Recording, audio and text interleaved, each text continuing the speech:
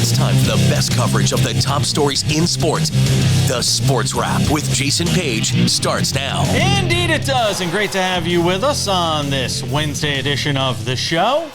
We got a lot to talk about. Kurt Helin will be here, pro basketball talk at NBCSports.com. NBA draft and offseason news, trades, everything you need to know for the draft as well.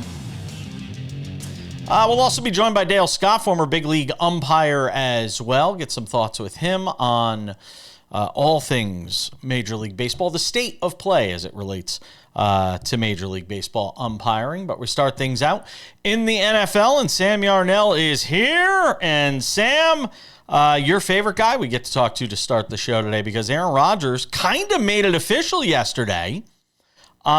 So Michael Jordan had Ahmad Rashad back in the NBA on NBC days. That was the only guy Michael Jordan would talk to.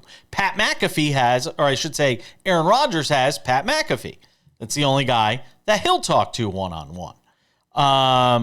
Yesterday on the Pat McAfee Show, Aaron Rodgers saying it looks like, sounds like, smells like, feels like next season, this upcoming season with the Pittsburgh Steelers, will be his final season in the NFL. The last ride, Sam Yarnell, for Aaron Rodgers. Yeah, right. And you know what else he said? He also said that once he retires, Jason, you don't expect to see much of him anymore. He's just going to fade back into the shadows. The same guy who tried to be the host of Jeopardy while playing in the NFL is now telling us that he's going to retire and just not be relevant anymore, because that's what he could do as a person. Of all the things we know about Aaron Rodgers, we know that he could survive without hearing his name in the news.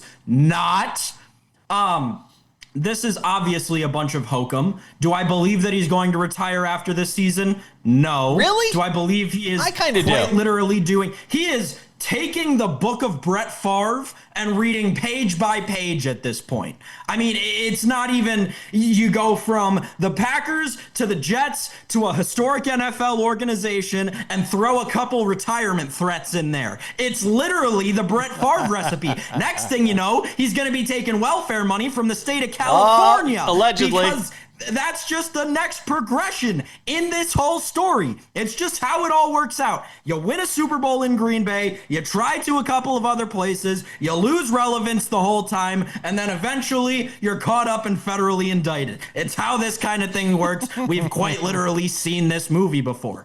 I do think that there's an interesting nugget in here, though, about Pat McAfee, as weird as that is.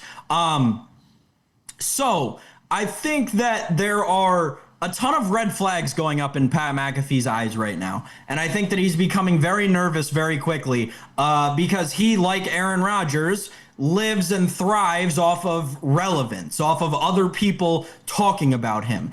And now in the past week and a half, Pat McAfee has seen ESPN turn on him for seemingly the third time since his tenure there began. He's seen Explain to people why you're saying that. Oh, well, if you missed it last week, there was a whole fallout of Adam Schefter finally going back onto the Pat McAfee Show after it came out that he openly said to ESPN executives that he would not go on, which led to the Pat McAfee Show, an ESPN production, having Ian Rappaport, an NFL Network reporter and direct competitor of Adam Schefter, an ESPN employee, as a regular guest on their show.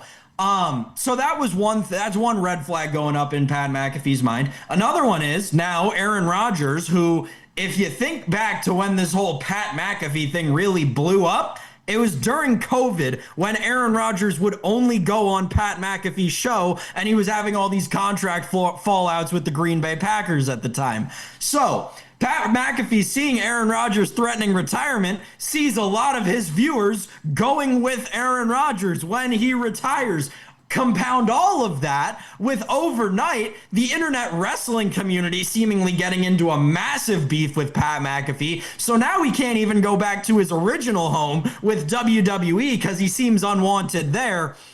Jason, I do think that the Aaron Rodgers thing is an interesting nugget, and he's not a relevant quarterback, but it is going to be fun to talk about as that team crashes and burns this season. But the real story here is Pat McAfee is going to start grasping at straws real quick. Well, there's been a lot of conversations and people talking about the McAfee stuff, and there's been no shortage of conversation on my end on the McAfee thing. As it relates to Aaron Rodgers, I do think this is the last ride for him.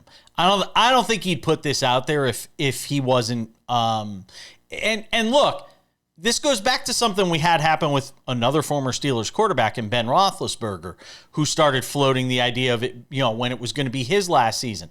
And how did that season go for him? It wasn't very good. And that's part and parcel, I think, of the problem here.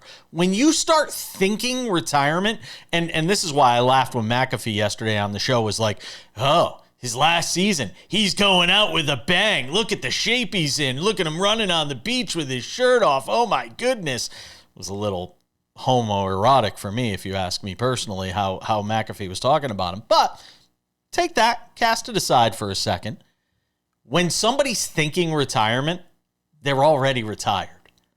So then that leads you to ask the question, why are we going through the charade? Why are we going through this upcoming season? If Aaron Rodgers is already planning on this being his last season, why are we going through the charade of a last season? Does he really think that we're going to catch lightning in a bottle and in this 1 year, he's going to gel and mesh and everything's going to go perfect and Mike Tomlin and him and this receiving core? Oh, wait. They don't really have a receiving core. And it's all just going to go perfect, and they're going to win a Super Bowl in Pittsburgh. Does that really seem real? Say it all out loud, Steeler fans. Say it out loud. I know you're going to drink the Kool-Aid for an entire season, and then when it goes horribly, you're going to smash Aaron Rodgers verbally and on social media. But for this season, you're all going to buy in, right? But say it out loud. How do you really think this is going to go this year? Tell me. How do you really think this is going to go in Pittsburgh this year, Steeler fans? Be honest with yourself. Have a heart-to-heart with yourself. And tell me how you really think it's going to go. I do think there is, I hope, because Pittsburgh's a good town. It's a great town. It and is. they have to endure so much with that baseball team and the way that ownership runs that baseball team. And, the Steelers have been like the one reliable thing in that city. I hope, and I can kind of feel in my heart of hearts, that there is a ball-knowing Steeler fan out there that knows, hey, we got to be bad this year. Let's get a top 3 pick. Let's get the future of the franchise. Well, he said he's setting up Will Howard.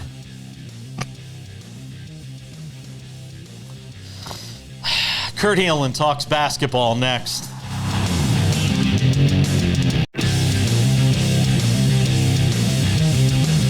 Welcome back to this Wednesday edition of SportsWrap.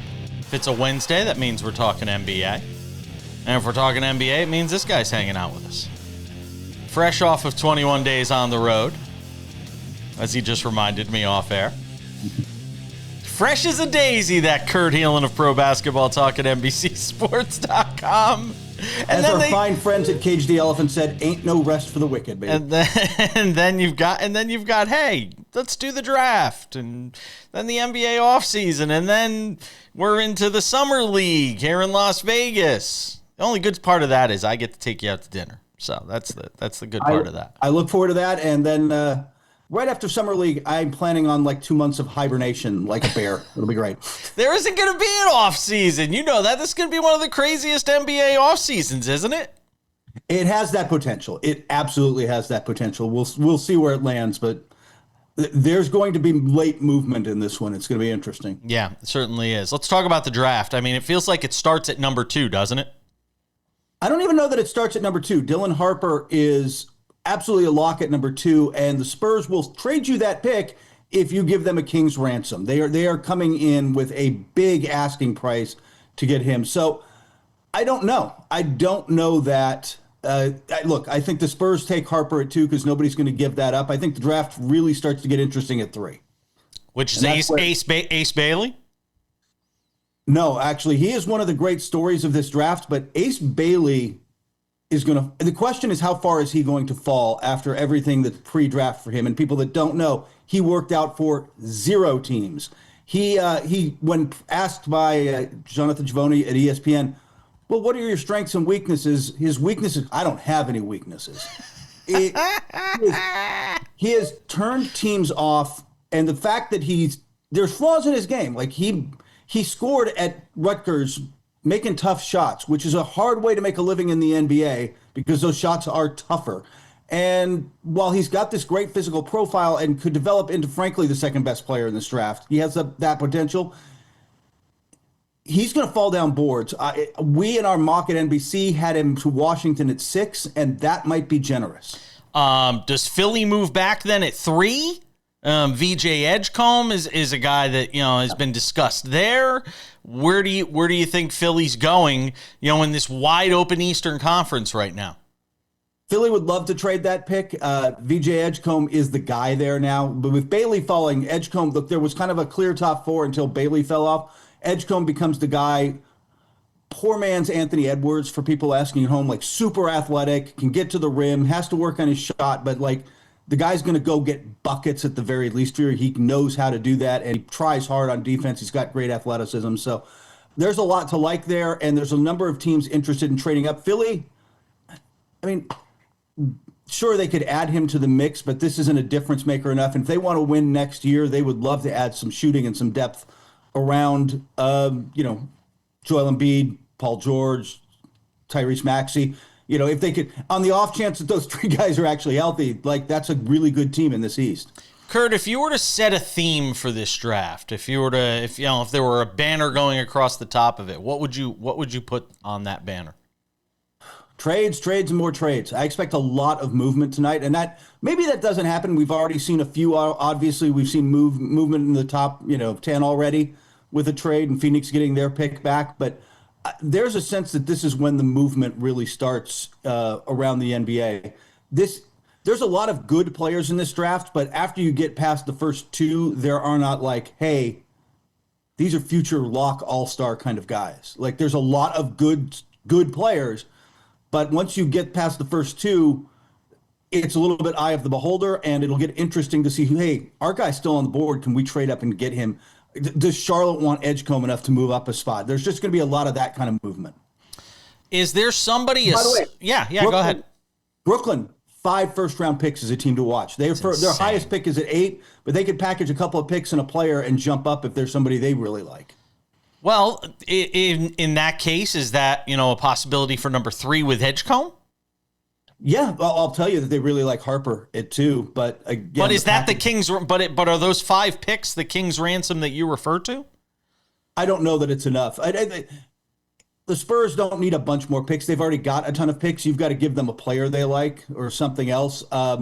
So I don't think the picks alone would do it, and I don't know that they're going to give up the players that they. I don't know if they even have the players. I don't know that Cam Johnson is really moving the needle is the problem. So I don't know where the Nets go, but I think they would like to move up from 8 and see what they can get at 4, 5, 6. So we'll see. I'd feel weird if I didn't ask anything about Cooper Flagg. So in the process of working out and showing, the Mavericks, I guess, in this case, what he could do, what has been the consensus in terms of what we've seen out of Cooper Flagg?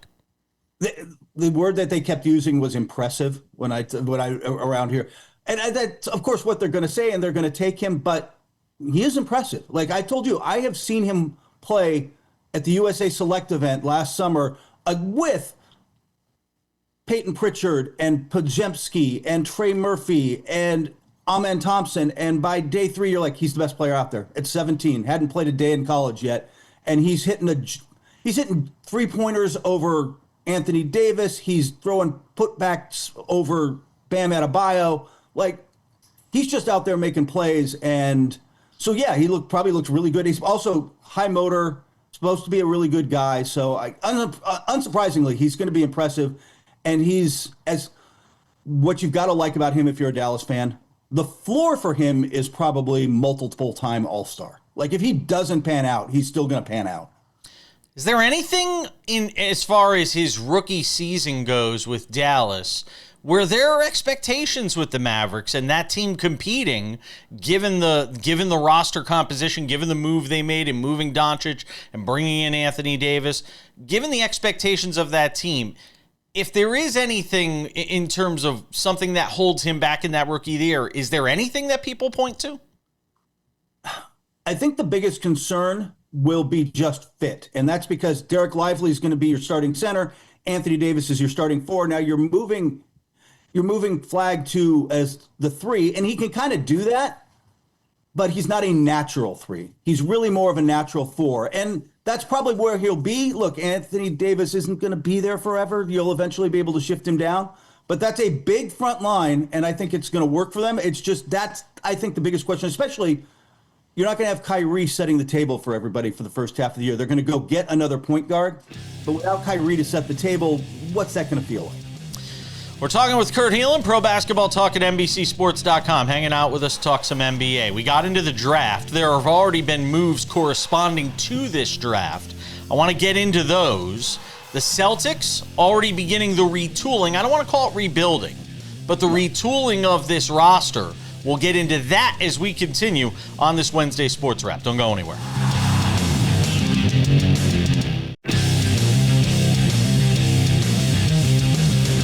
Talking more NBA, Kurt Helin of Pro Basketball Talk at NBCSports.com. Continue the conversation with him. All right, so the Celtics have already started making moves, as we knew they would, because they had to get below the apron, as it would be, and they had to move salary. Drew Holiday and Kristaps Porzingis no longer a part of this team. And the Holiday one is one they're going to feel. I mean, look, and they got back a great haul for him. But this is one they're going to feel, and not even just on the court, but in the locker room, in that community. I mean, he was a really valuable presence in that Celtics organization. Look, he has 2 championships and a gold medal, and it's not an accident, right? Like he is a great, can do it all guard in terms of, hey, elite defender, can hit his threes, can do some playmaking. The former UCLA Bruin just does a little bit of everything. And you're spot on, by the way, about, look, he and his wife, he got to Boston. He's like, hey, everybody come over to my place. We're throwing a barbecue. I want to get to know you on my place. Come on over. Like, he helps them bond. He helps bring a team together. He is active in the community. He is loved everywhere. They are going to miss him. And Portland's saying they're going to keep him. Yeah, we'll see. But they're going to want a lot for him. And if I'm a championship team, look, I think they keep him the first half of the year. Mentor Scoot Henderson, mentor those young players they've got up there. That team made a run late last year. They did. They started to look good the second half of last year. And I think that's one of the interesting questions of the West next year is how much of a mirage was that? And, teams not trying in March versus them actually trying, and how much of that was real. But he helps make that more real. He gives them that guy. And then come the deadline, there might be teams giving the kind of package that Portland will really listen to again to trade him. So we'll see. We'll see how long he's there. But that's a great fit for Portland. And you're right, Boston, that's one they're going to miss. Like, I love Derek White, but they're going to miss having 2 versions of that kind of guy out there. Hawks, Celtics, and Nets, 3-team deal. Porzingis and a second-round pick to the Hawks. Terrence Mann, Atlanta's number 22 pick to the Nets. Niang and a second-rounder go to the Celtics. What did you make of that deal when you saw it? It's interesting for the Hawks, isn't it? Suddenly you're like, man, Trae Young, for all his, flaws that you could try to point out on defense, if you put a healthy Porzingis as a pick and pop partner with him and somebody who can protect the rim behind him, and they've got Jalen Johnson, who was out a bunch of last year, but comes back healthy, and Zachary Risacher takes a step forward after he played well at the end of last year. In this East, it's interesting. Like, I don't think they're contenders, but they have the potential to be much more threatening in the East than they thought.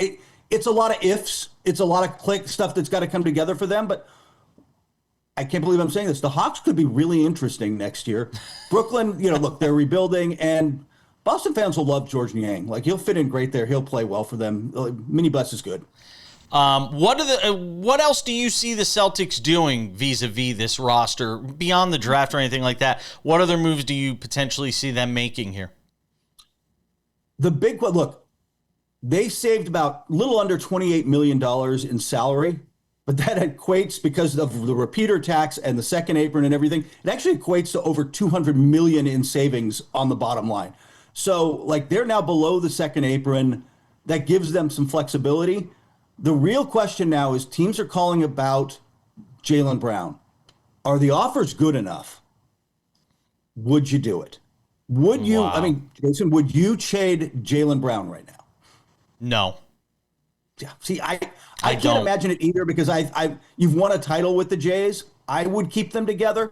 But if the offer's big enough, it'll be interesting. But it would take a massive offer for me to seriously consider it. And I don't want picks and future stuff because I've still got Jason Tatum coming back in a year and I want to contend. So yeah, what to do you me, do? that's what I'm saying is you can run this thing back in a year. And yes, I know a year feels like a long time, but it's really not. And you bring this group back together in a year. Yeah, I can't see doing that. Let me ask you about the Pelicans who made a move. It wasn't the move we were waiting for. Where we're all wondering, is Zion Williamson going to go? Pelicans trade C.J. McCollum, Kelly Olynyk, and a future second-round pick to the Wizards, Jordan Poole, Sadiq Bey, and a number 40 pick in the draft on Wednesday night. So what are the Pelicans doing here? And is Zion Williamson, is there any potential for him to be moved before the draft, during this draft, after the draft? What's going on with Zion? How much of this civil lawsuit plays into it? Is it baked into the cake when it comes to Zion? What do we have here? Look, the civil lawsuit stuff certainly doesn't help his trade value, but they can't get value back for him. The reason they're not trading him is simply that the market for him is way below what they're going to want back for him. They're going to play him next year, hope he plays 60, 65 games, because if he does, look, he still puts up numbers. He's still explosive. He's still unstoppable. He was very impressive in the 30 games he played last year. It's just a matter of health. If you get him to play 60 games, would a team bite if he comes back a little thinner? Jordan Poole gives them secondary shot creation that they thought they were supposed to get with DeJounte Murray and C.J. McCollum. Now Murray's out for the year. Remember, he's got an Achilles. He's going to miss a chunk of next season. They needed more shot creation. Jordan Poole, quietly in Washington, and nobody watched the Wizards, and I don't blame you, man. I did. I get paid, and I really struggled to watch the Wizards at time last year. He actually had a pretty good year. His playmaking was better. His scoring was back up. He had kind of a bounce back year, so he gives them some of that. The Lakers still need a big. What are we looking at there? That's a really good question. The guy who's the best fit, Daniel Gafford. I'm going to guess the Mavericks don't want to make another trade with the Lakers that help them out for some reason. So I don't see how that comes together. So that leaves you with Nick Claxton, who's not a perfect fit, but could work out of, he's certainly bouncy and has some skills in Brooklyn. Or you're going to hope something else shakes out. You're going to hope that somebody drafts a quality center in the draft and then says, hey, man, we're going to make our guy available. Because right now you're talking about hoping Clint Capella or something like, they're fine, but they don't have the kind of guy they need out there. They need to find that guy, and I think they're hoping that guy shakes out after the draft in a couple more moves. Last 30 seconds, see the Warriors doing anything leading into this draft? Any potential roster moves there? They're certainly been active looking for trades for depth and stuff. Look, they want to win. They've got Jimmy Butler and Steph Curry now. They've been really active, but they haven't really made any moves yet. There's nothing that really thrills them yet. The weird thing to say about that team now, but they need more shooting. Jimmy Butler's not that guy. So they need to go find shooters. The problem they're running into is there's 29 other teams that need more shooting. Kurt Helin, Pro Basketball Talk at NBCSports.com. Check him out there, especially during the draft. Always appreciate you, my friend. You're almost across the finish line. You're almost there. We're getting there. All right. Appreciate you, my friend. We're coming back. More Sports Wrap. Dale Scott joins us on the other side.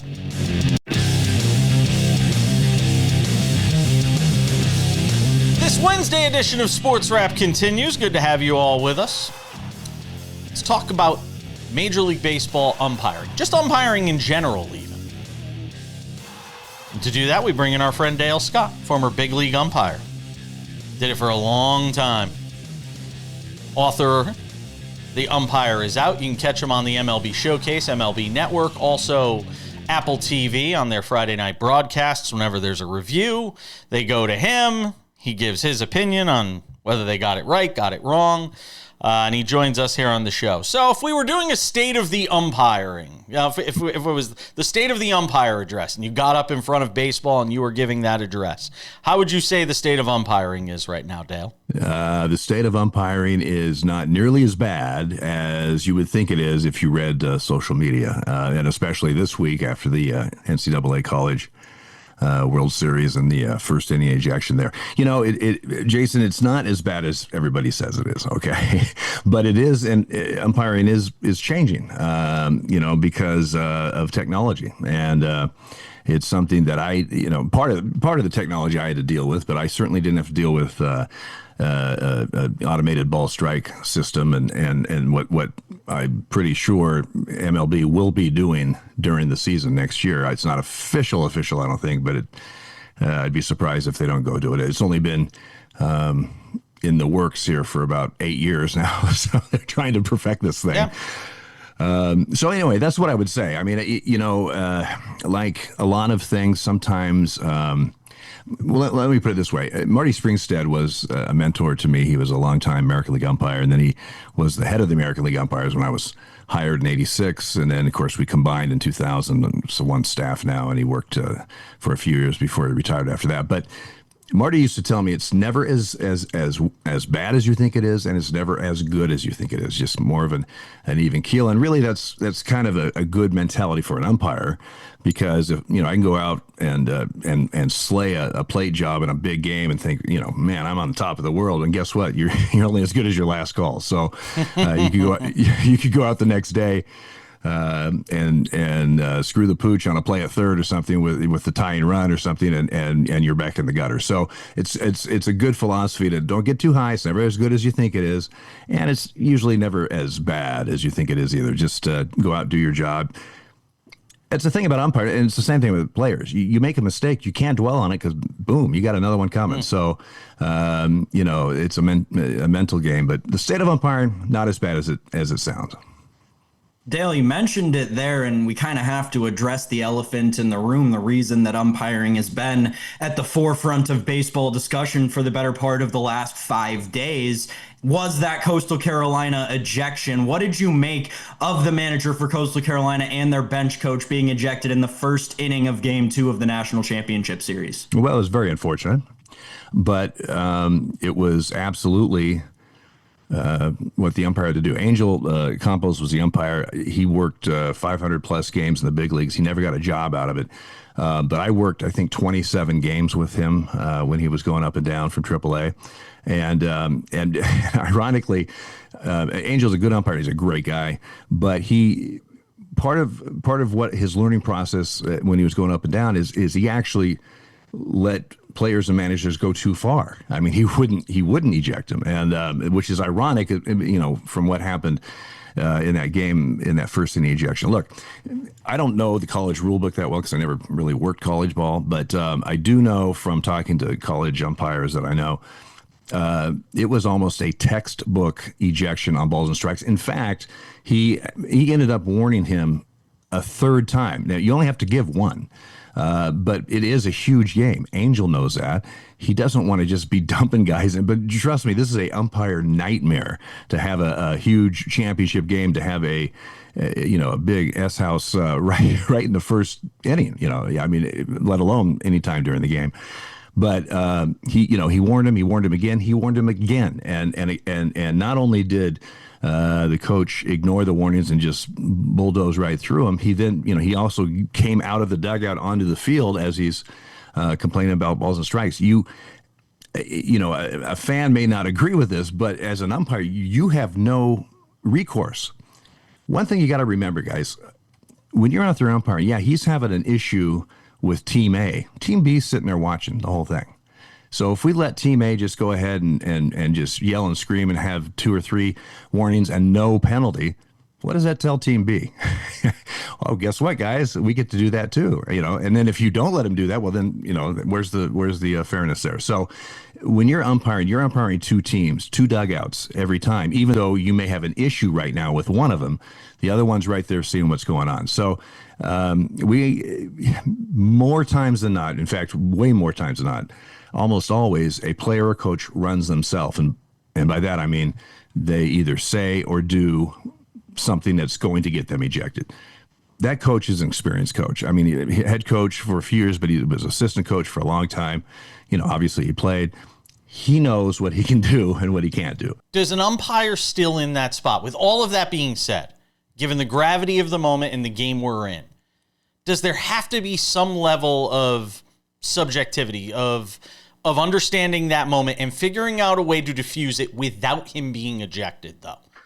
Yes, and part of that was giving multiple warnings when you by rule only have to give one. He was trying to give him a chance to stand down. Okay, I hear you. Here's a warning. Here's another one. I mean, when he keeps pushing it, and I mean, how many warnings do you give, right? Well, I got another warning. Well, that's another one. After a while, that becomes a joke, right? So yes, it was a huge game. All those umpires know that. They know exactly what type of game it is.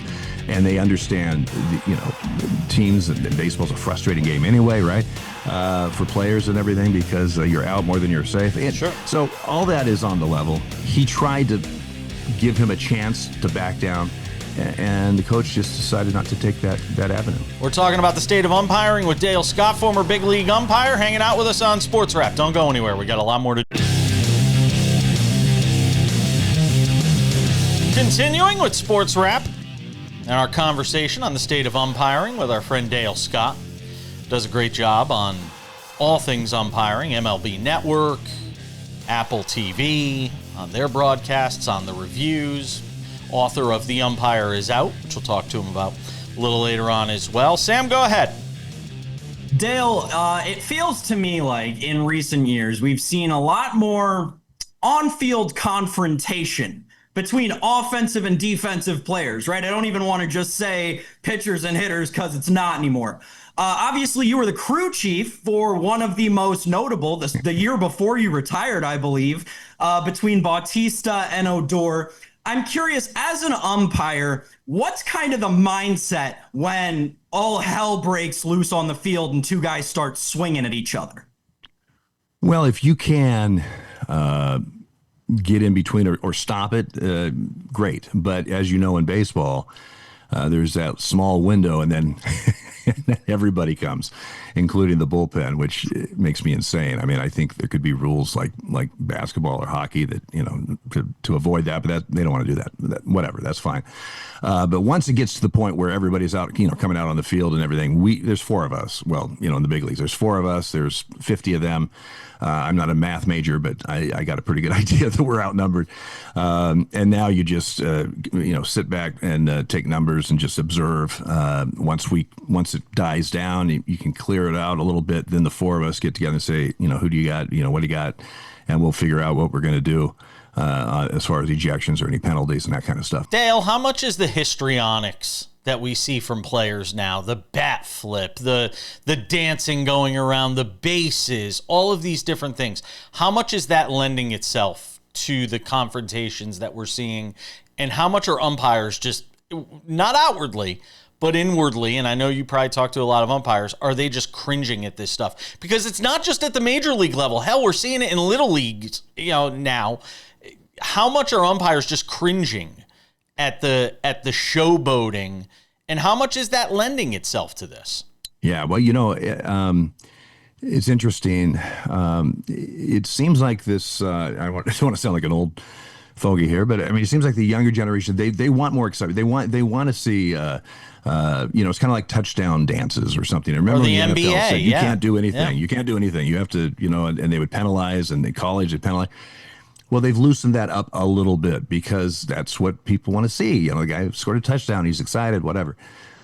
Baseball's always had that unwritten rule. You hit the ball, it's a home run. You do a good trot, not slow, not showing up the pitcher. There's a lot of showing up stuff, unwritten rules.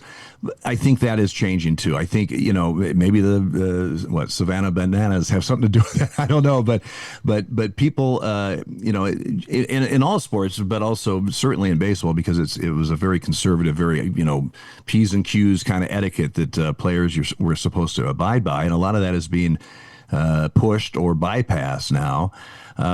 Umpires, part of it.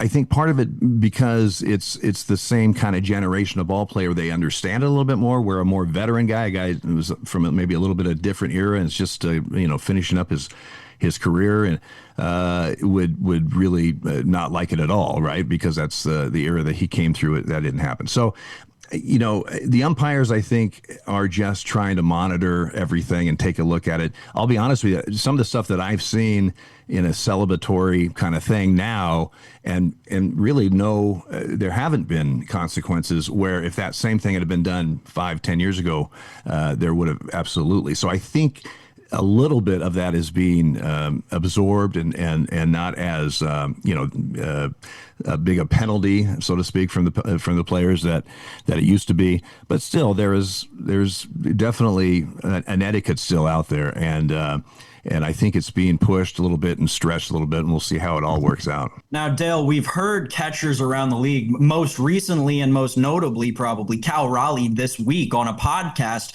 said during an interview that this year the zone seems tighter to him, and other catchers have attested to this. Is there anything that you're aware of that the Umpires Association may be doing differently in terms of auditing calling balls and strikes this year that may have caused that zone to proverbially shrink? Well, because MLB did shrink it. they have, they're everything they've been doing here the last few years is working to this ABS automated ball strike system. They changed where where the tracking decides when it's a strike. In other words, the ball used to be at the front edge of the plate. Once it entered the front edge of the plate, now it's in the middle of the plate. So you can get a curveball that at the front edge is right at the knees on the outside corner, but it's moving, and at the middle of the plate, it's now off the plate. Without that, used to be a strike. Now that technically is a ball the way it's tracked. But they've taken away what umpires used to have a buffer zone of an inch on each side. You got to remember too that the ball is not quite 3 inches. The circumference, whatever it is. What I'm trying to say is, I'm not a math, I'm not a geometry major, but no. What I'm trying to say is that any part of the ball touches or goes over any part of the plate in the zone, that is to be a strike, and so you could have a ball that is just nicking the outside corner, and most of the ball is outside, which means a 17-inch plate suddenly is almost 20 inches because of that. There used to be a little buffer there for evaluation purposes of umpires. They've taken that away. It's now like a quarter of an inch. The zone is smaller. All right, we got more to do with Dale Scott on the other side, the former Major League umpire. He's got a book, The Umpire is Out. It's been out for a few years, I think. Well, maybe a little longer than a few years. We're going to talk to him about it. The reaction to the book. He came out of the closet after his career was over. We'll talk to him about that as we continue on this edition of Sports Wrap. Don't go anywhere. Lots more to talk about with Dale Scott.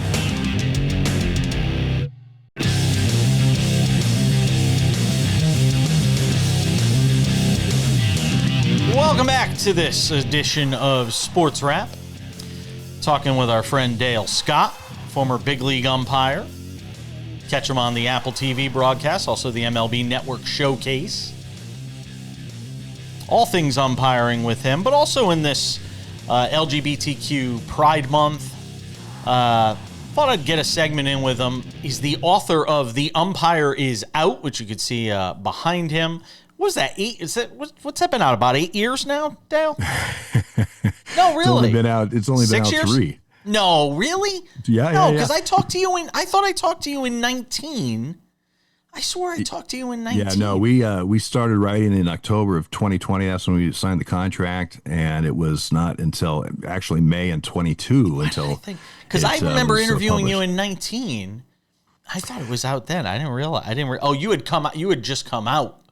Right around then. Yeah. That's what it was. Okay, so you had just come out around then. What has been, in the few years, thinking back now here over these last few years, and you've gone and done book signings, you've gone to ballparks. Try and give me a sense for what the feedback has been from people as you travel around the country and talk about this book.